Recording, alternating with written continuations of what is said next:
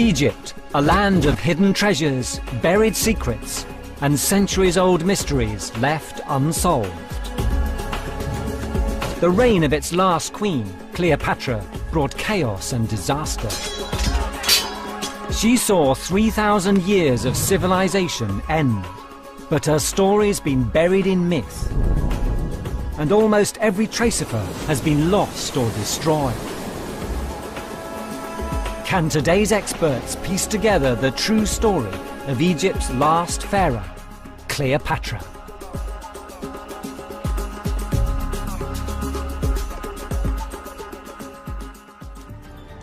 Most people know the name Cleopatra.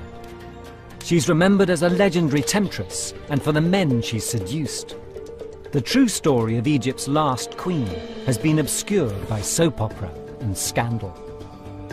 The life of Cleopatra is a mystery, but she was a magical queen. Her beauty captured the hearts of the most two powerful people on earth. She was in charge when the great civilization of ancient Egypt finally fell. And the version we have of Cleopatra's story was written by the men who defeated her, the Romans. The Romans put the spin on the Cleopatra tale. They turned her into a salacious harlot, this bubble-headed sex kitten who's jumping in and out of bed with any available Roman. But there was more to her than that. This was a woman who came to power at 18 and kept the Romans at bay for over 20 years. The more historians discover about her, the more she appears as an extraordinary woman of her times, one who made no distinction between private and political life.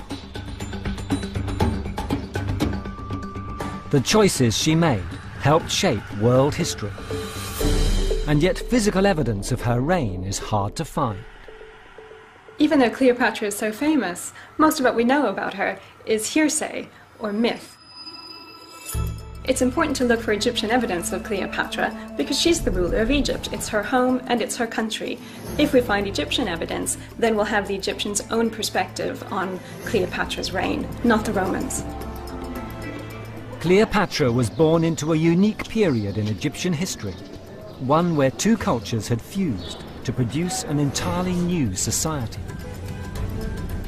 While she may be remembered as an Egyptian, she was actually the product of a Greek dynasty who'd arrived in Egypt some 300 years before.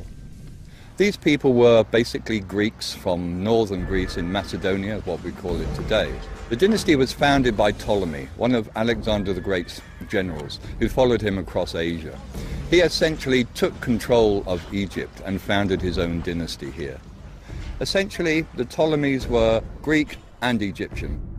The Egyptians had been building their own unmistakable monuments for 2,500 years, but the Ptolemies still left their mark.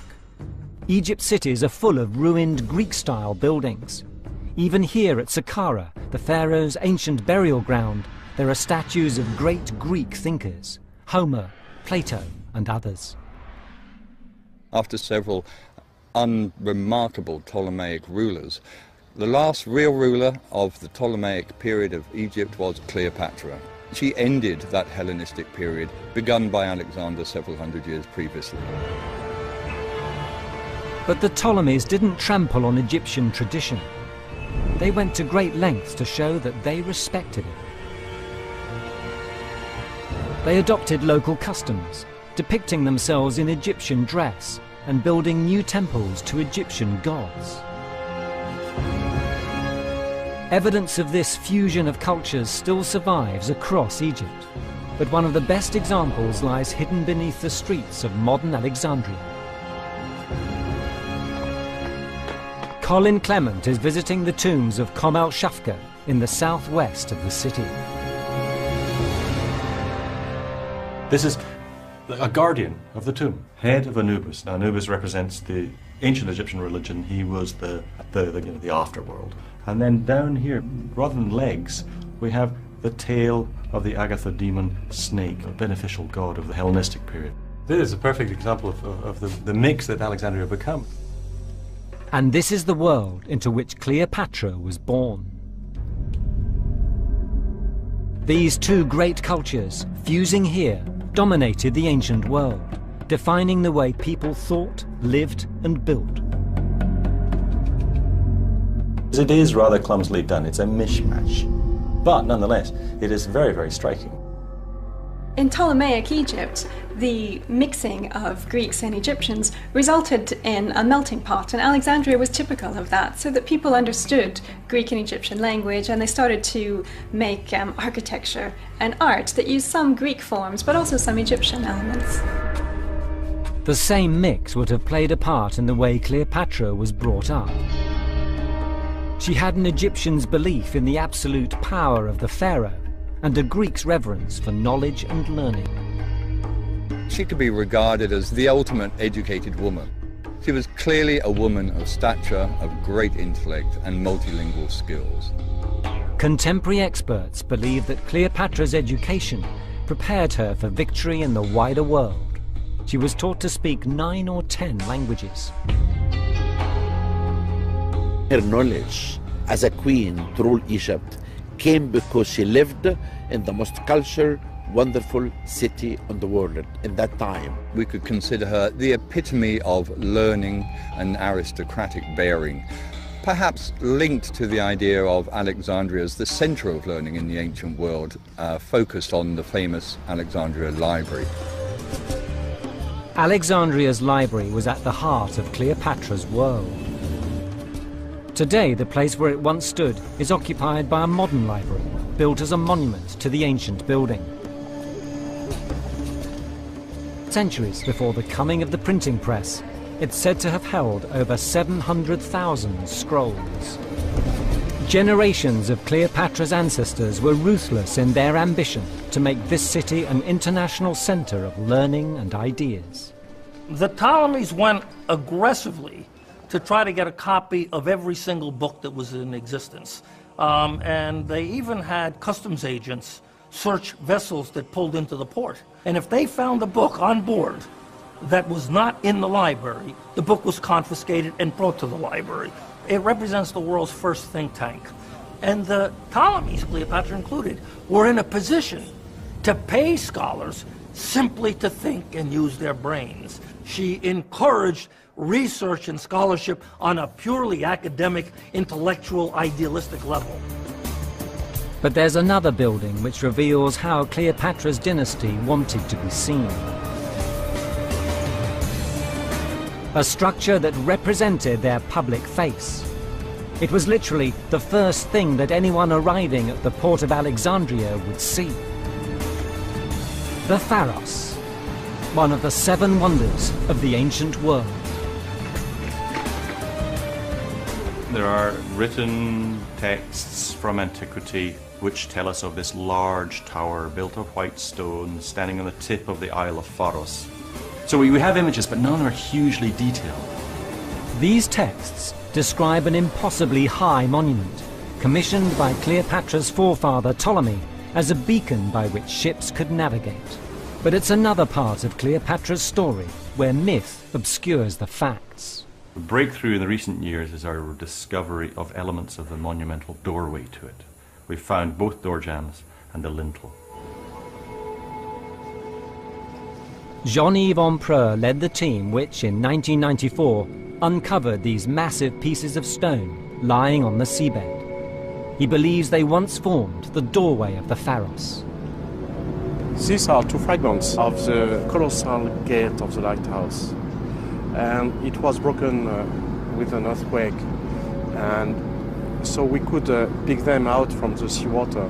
But still there is the other one, the twin one, and also the lintel.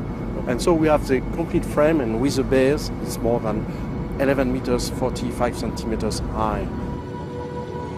The stones reveal that the Pharos was another combination of Egyptian and Greek elements. You know, this stone speaks by itself. It's granite from Aswan, so it means that it was carved by Egyptian craftsmen. But it was used in this Greek construction of the lighthouse, the symbol of Alexandria. The doorway was made from 3 solid blocks of granite, each weighing more than 100 tons. it stood almost 30. Clearly, any building whose doorway had these monumental proportions must have been big. A major clue to what the whole building looked like lies 30 miles along the coast. Cleopatra researcher Andrea Kay is visiting what some believe to be a copy of the Pharos. Only this is a scaled-down version. We are at the lighthouse at Taposiris Magna. In Ptolemaic times, this was a very large settlement, and this lighthouse is built on a Ptolemaic cemetery. It probably served as a burial monument of some kind and possibly a signal tower. The Pharos was at least 4 times the height of this tower, but Andrea Kay believes its shape and proportions are the same. It's got a large square base with an octagonal middle section and a cylindrical top. This exactly matches ancient descriptions of the Pharos. Using the design of this lighthouse and the scale dictated by the doorway found in the harbour, it's possible to create a picture of how the landmark at the gateway to Cleopatra's empire might have looked. Standing almost 400 feet high, this was among the tallest buildings on Earth, right up until its destruction in the 14th century. If the builder's intention was to win prestige, it worked. The Pharos lighthouse was a feat of engineering that welcomed any visitor into the harbour at Alexandria, but it also showed the world that Alexandria was the centre of power in the Mediterranean. The Ptolemies had a word for it, tryphi, sometimes translated into English as luxury, and tryphi means everything in excess. Philanthropic endeavors, building endeavors. So whatever it is that you're doing, go over the top when you're doing it. And you could go over the top because you had unlimited resources at your disposal. This would have been Cleopatra's inheritance, boundless self-belief, and the freedom to rule. But the city that Egyptologists are trying to rediscover was under threat. Cleopatra's ancient empire was about to sink from view.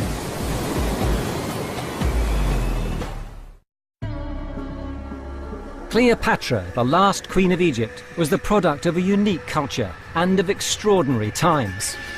To truly understand her, today's archaeologists are delving into the world which she came from and which she left irrevocably changed. That means looking at Alexandria, the city where events which would alter the course of history were played out. But in the 2,000 years since a Roman army seized Cleopatra's empire, the city's moved on. Alexandria is now a sprawling modern metropolis. Painting a picture of the city that Cleopatra knew involves a lot of detective work. Egyptologist Andrea Kay is using a GPS system to map the exact locations of the few landmarks which survive from antiquity. We're trying to get a better idea about the layout of the ancient city of Alexandria by mapping it on a computer. She's collating information gleaned from ancient accounts and from the maps that predate the city's modern development. It enables her to identify where key buildings once stood.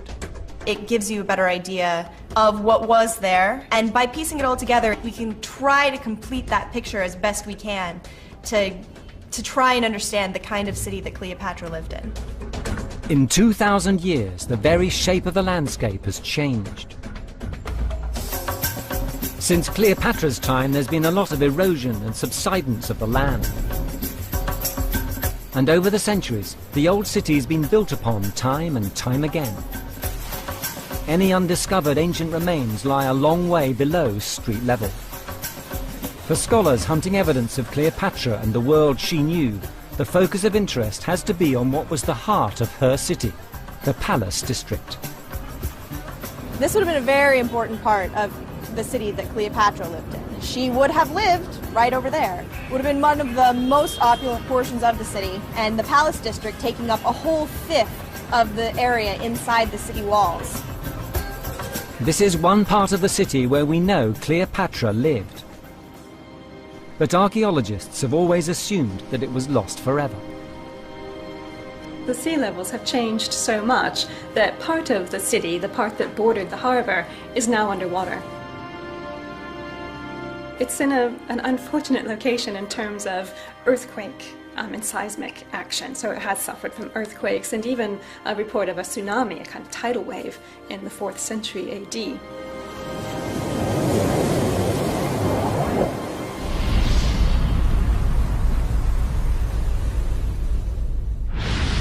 But one man was convinced there were still clues out there waiting to be found.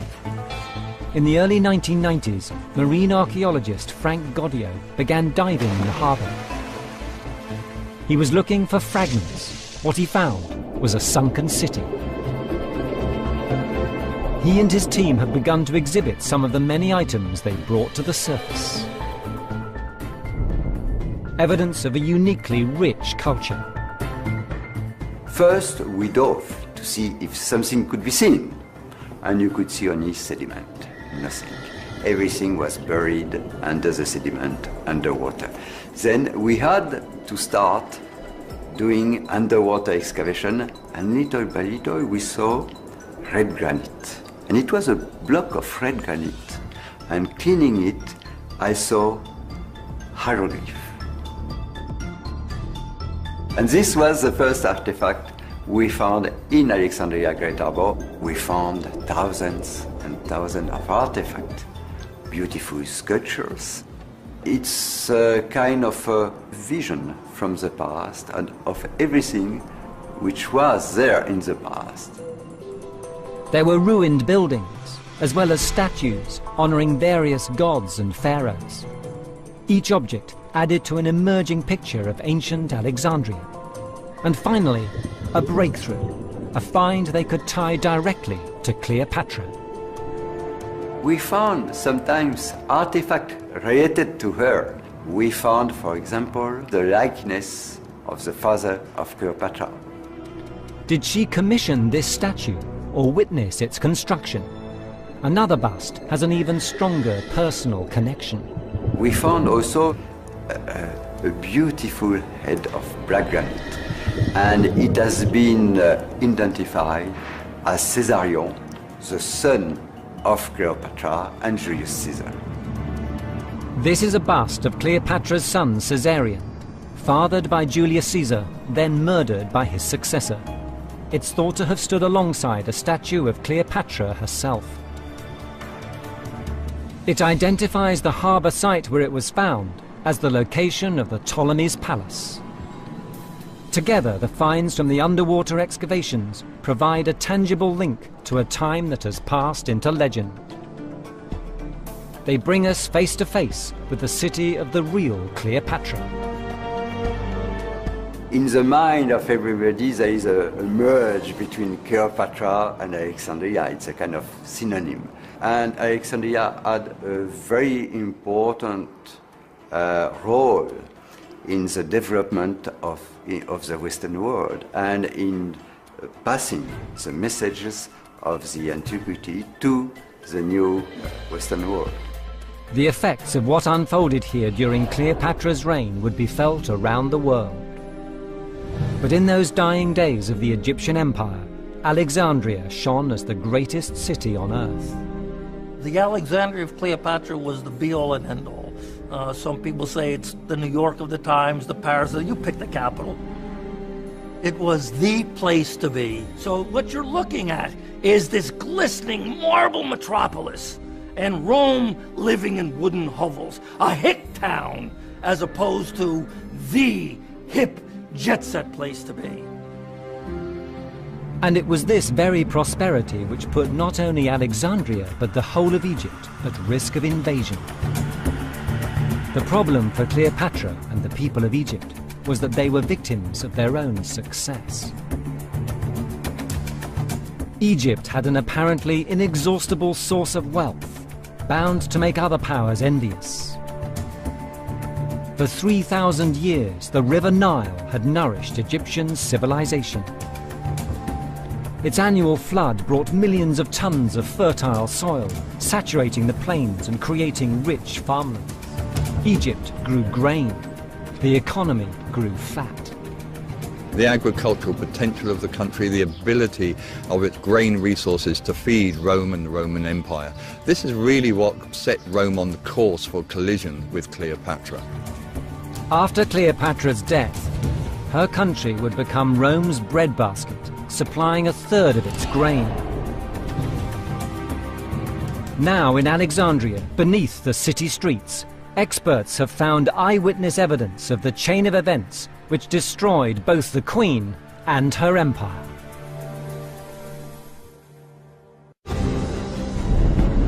Cleopatra didn't know that she would be the last of the Ptolemies, a dynasty that had ruled in Egypt for 300 years. She'd grown up with a sense of her family's superiority, their greatness, their right to rule. She took the throne aged 18. How does unbridled wealth and absolute advantage affect anyone? She can be a dominant force, a mistress, if you will, of a nation that spans from Alexandria maybe as far as Rome. But she immediately faced a crisis that had long been brewing. The Ptolemies basically sucked Egypt dry. Their total incompetence as rulers, their failure in the military field, their inability to control their courtiers and the priesthood, and their real self-indulgence had basically sunk the dynasty to the lowest depths it had ever been. This was what Cleopatra inherited, an empire on a collision course with disaster. Her reign began with a power struggle. Her brother seized the throne, and the displaced queen was forced into hiding.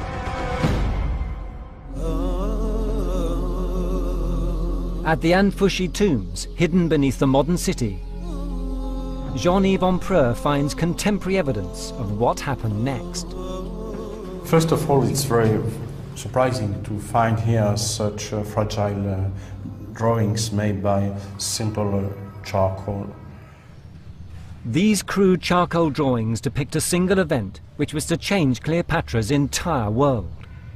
Seeing an opportunity to gain power in a weakened Egypt, Rome sent a fleet of ships to Alexandria. At its head was Julius Caesar.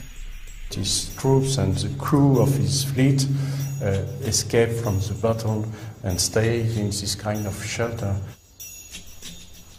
These graffiti are a 2,000-year-old record of one of the most notorious meetings in ancient history. Caesar's arrival and intervention on Cleopatra's behalf allowed her to take back the throne. He was clearly charmed by her, and once he'd removed her younger brother, they began an affair. For Cleopatra's part, the arrival of the Romans didn't mean a handover of power so much as an opportunity to return Egypt to greatness. The meeting is usually portrayed as a seduction, but it had vast political significance. Rome was probably going to be her worst enemy or her best ally. And so when Cleopatra and Caesar actually met, they both were on the same page with regard to what they wanted. They wanted world domination, and they realized that united, they would be able to realize that dream as opposed to being enemies and having to fight each other. In this version of events, Cleopatra wasn't Caesar's mistress, but his partner. She wasn't surrendering so much as forging an alliance. They had a son, and though he bore his father's name, Caesarion, Cleopatra went to great pains to show he had, through her, the blood of a true pharaoh. Bob Bianchi is examining the evidence of this 500 miles south of Alexandria on the temple walls at Dendera. The Egyptian evidence does not give us a personal picture of the queen. We do not have hieroglyphs that tell us how she interacted with Caesar. What we do have from the Egyptian evidence is how she is portrayed as a monarch. The Temple of Dendera represents Cleopatra at the height of her power. This is probably the image of Cleopatra anywhere in Egypt, anywhere in the world. Cleopatra as the mother of Caesarion, whom she believes is her rightful heir. These figures, 20 feet high, convey a message. He may have had a Roman father, but Caesarion was an Egyptian. He was, first and foremost, his mother's heir. Here, Cleopatra was telling the world how she and Egypt had harnessed Rome's power. She used religion to help make her point, appropriating one of the most important Egyptian festivals. She portrayed herself as the goddess Hathor and Caesar as the falcon god Horus. These representations of the two were united in a ceremony that took place along a 90-mile stretch of the Nile. It revolves around a procession of sacred boats, one stationed here in Dendera. The Dendera boat carries the female goddesses, the boat from Edfu carries the male god Horus. The male boat would depart for Dendera from the temple at Edfu. These two temples are a mirror of each other. They're essentially joined. Andrea Kay explores the Edfu temple. Its construction was only finished during Cleopatra's reign.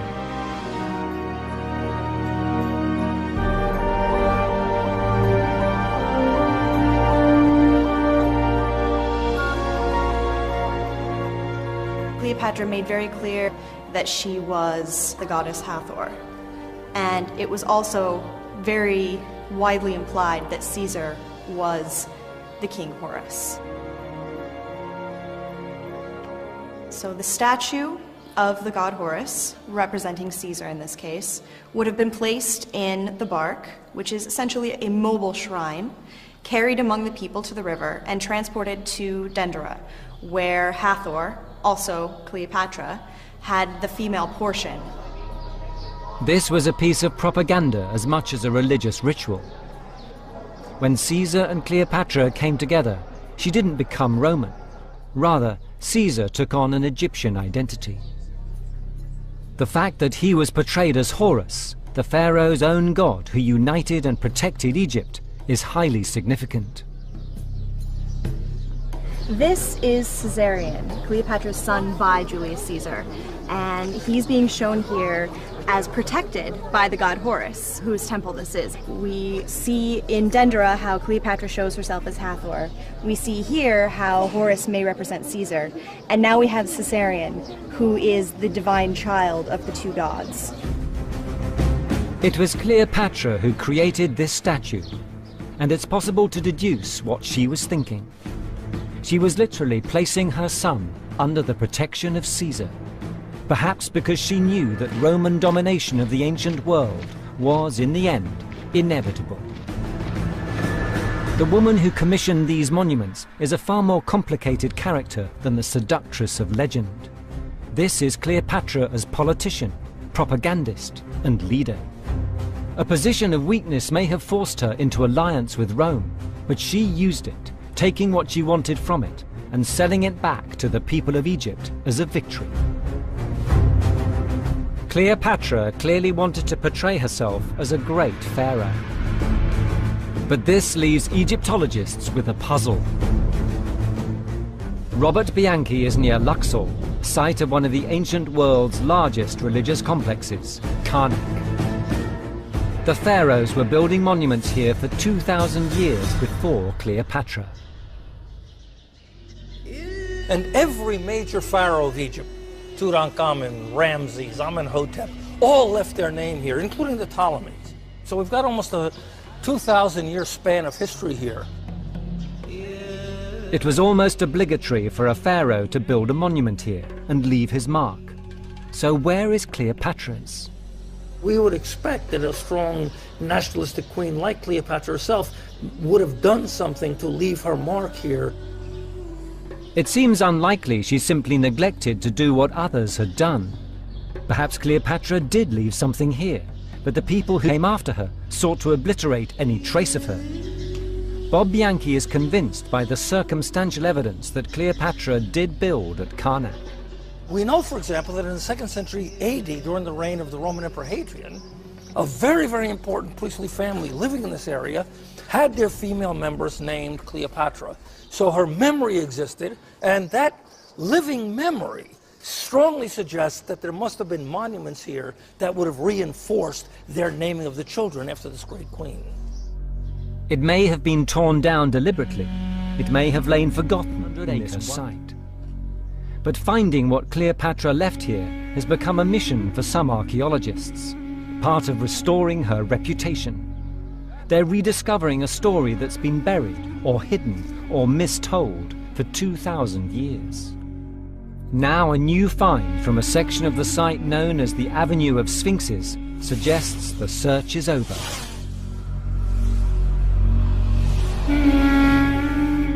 Thousands of statues once lined the route between Karnak and the temple at Luxor. Each one bears the head of a pharaoh and the body of a lion. It was long thought these statues predated Cleopatra by some 300 years. But new thinking suggests this may not be the case. We just found a new head for one of the sphinxes which were here. It seems that this head was made during the Ptolemaic period. Judging by the style of the statue and the face it represents, Mansour Bareik believes it comes from much closer to Cleopatra's time. The eyes are bigger, the eyebrows are longer, so I'm sure that the Ptolemies added sphinxes on this ceremonial route. It's one of a number of similar statues, all found close together. Their presence convinced Bareik and his team that they should focus their search here. Eventually, he made the discovery that generations of archaeologists have searched for: an oblong carving containing the name Cleopatra, the sacred cartouche of the Great Queen. Here we have a nice evidence about Cleopatra. A block of sandstone. So you can see the cartouche of Cleopatra, you can see here, flanked with the cobra. This is an evidence of the history of Cleopatra lost world. This is, a piece shows us that Cleopatra did something here. For Egyptologists, this block is a tremendous discovery. It brings us within touching distance of Cleopatra's world. But it's also a reminder of how little physical evidence there is. Ramesses the Great left his name across Egypt and built an empire in stone. Khufu built the Great Pyramid, one of the 7 wonders of the ancient world. Typically, a pharaoh filled his capital with statues of himself. But not Cleopatra. There are no grand statues of her in Alexandria. To find a likeness of the Queen in this city, it's necessary to look at something rather more humble: coins. Colin Clement has come to this warehouse to see the relics of a lost financial empire. Marvellous to find coins in such good condition and to find actual coins of Cleopatra, who is, of course, extremely famous, but ultimately not very well known in terms of physical archaeological corroboration. Her renown is worldwide, but within the city that she ruled, there's very, very few signs of her presence. The fact that they survive today is extraordinary, but the coins were also remarkable in their own time. We have the profile of Cleopatra herself. I mean, she's not strikingly beautiful despite all the myths and legends that go along with her. It is clearly her. What does it tell us about it? Well, in terms of Egyptian or Ptolemaic coinage, you don't get female representation except alongside the ruling king. Here we have the head of the sovereign. So you know that Cleopatra was in charge of the country. She was the ruler. In their 3,000-year history, there were only 5 occasions when the ancient Egyptian people were ruled by a female pharaoh alone. Cleopatra's reign was one of them. But Bob Bianchi believes these coins weren't intended for the Egyptian people. The ancient Egyptians did not use coins. They used barter. The coins that Cleopatra mints were meant to pay the Greek people in her employ. So the coins become currency for propaganda rather than identifications. This is what the queen looks like. So the face on these coins was meant to be seen by people outside her empire. Not Cleopatra as she looked in life, but rather Cleopatra as she wanted to be seen. Not the victim of spin that she would later become, but the master of it. On the coin, she portrays herself as a classical Greek, calling to mind her ancestral connection to Alexander the Great. But on the temple walls at Dendera, she is pure Egyptian, the living embodiment of the goddess Isis. So how did Cleopatra see herself? Though the Ptolemies and their royal court remained proud of their Greek heritage, it's said Cleopatra was the first to learn the language of her Egyptian subjects. Research now suggests that the bloodline was less pure. She probably wasn't just completely European. You've got to remember that her family had actually lived in Egypt for almost 300 years at the time when she came to power. Sally Ann Ashton has spent years studying artifacts to find what she believes is the truest physical likeness of Cleopatra.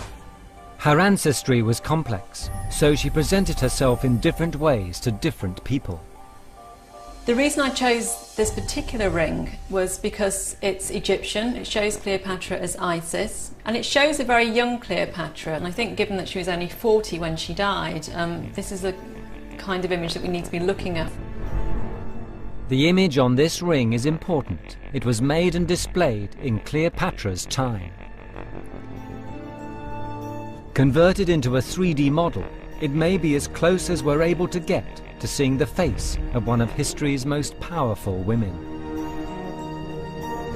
In the past, whenever Cleopatra's story's been told, her looks, her supposed legendary beauty, have played an important part. But it's clear this is a caricature. This is the woman who met Julius Caesar, a conqueror, a dictator, and forged an alliance. Julius Caesar and Cleopatra knew what each other wanted. They were mental equals, political equals, and they were both as cunning and conniving as you could possibly be. Caesar and Cleopatra's alliance lasted 4 years. It appears to have worked so well for her that it caused jealousy and concern in Rome. The senators were very disturbed by Caesar's relationship with Cleopatra, and it was probably because of this situation that they eventually did decide to murder him. The assassins who stabbed Caesar in 44 BC thought they were striking a blow for Rome. But they also dealt a mortal wound to any hope that the two empires could coexist. Rome would soon be torn by civil war. The prize for the winner was Egypt. When Julius Caesar was assassinated, Cleopatra lost her lover, the father of her child, and an ally who'd been the most powerful man on earth. It's believed she made a public display of her grief by building him a great monument, known as the Caesareum, in the center of Alexandria. Today, the site where the Caesareum stood is boxed in by modern buildings. Recent excavations have found evidence of a Roman-style construction. Here we're looking at a statue of Roman Emperor Septimus Severus, which we found on our dig on the site of the Caesareum. Begun at the time of Cleopatra, but ultimately taken on as a site dedicated to the cult of their emperor, the cult of the Roman Caesar. The building had a life after Cleopatra's death. When the Romans had finally installed themselves in Egypt and their emperors came to be worshipped as gods, the Caesareum became a cult temple. Originally constructed as an Egyptian monument to a mourned friend of Egypt, it was enlarged and extended, a reminder in stone of Rome's dominant presence and power. There are descriptions by Philo of Alexandria. He certainly says that it was splendid, it was rich, it was adorned with many statues. The overall impression of it is being a rich, rich cult site, which would figure if it's dedicated to the emperor. But by the time that account was written, whatever structure Cleopatra had built was probably long gone, swept away by the Roman forces, which some experts say tried to erase her from history. Because Cleopatra was there when Rome nearly tore itself apart. After Caesar's death, she began a relationship with Mark Antony. Mark Antony was a Roman general, and he was sort of the right-hand man of Julius Caesar. And after Caesar's death, Mark Antony was sharing power with Octavian. They were sharing the rule of Rome, and Mark Antony was given the eastern part. So because of that, he came to Egypt, and he met Cleopatra, and of course began a relationship with her. The relationship between Mark Antony and Cleopatra produced 3 children. It's remembered as a doomed romance, but it may also have been another smart move on Cleopatra's part. With Julius Caesar out of the picture, Cleopatra still needed an ally in Rome. Securing Mark Antony's support was another canny move on Cleopatra's part, helping her to protect Egypt's interests. Cleopatra needed a strong, powerful ally to replace Julius Caesar, and the only candidate that was viable was Mark Antony. And the two of them ultimately forged an alliance where they thought that they would pool their resources together, fight against Octavian, and the winner would take everything. Roman historians recorded how, in a ceremony called the Donations of Alexandria, Antony and Cleopatra divided up their empire and made their children heads of state. Cleopatra was to rule Egypt with Caesarion, while the rest of the lands were divided between the 3 children she'd had with Mark Antony.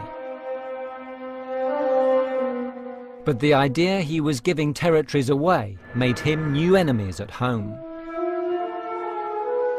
The reason it fell badly on Roman sensibilities were that these territories were not Antony's to give. With strengthened support, Mark Antony's rival, Octavian, saw an opportunity for final victory.